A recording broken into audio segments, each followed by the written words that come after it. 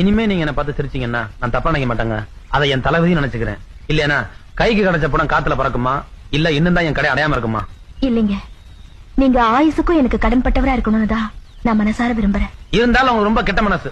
நான் ₹1 கூட லாய்க்கு இல்லாத நினைச்சு நீங்க ஆயுசுக்கு என்ன பார்த்து ஏழமா சிரிக்கணும், அப்படித்தானே? தயவு செஞ்சு கொஞ்சமாவது புரிஞ்சு பேசுறீங்களா? நான் சொல்றதுன்னு நீங்க நினைக்கிறது என்ன? இப்ப தெளிவாவே சொல்லி தொலைக்கிறேன். உங்க பாட்டுக்கு நான் அடிமைங்க. அதுக்காக உங்களை கல்யாணம் பண்ணிக்க கூட தயார். போதுமா?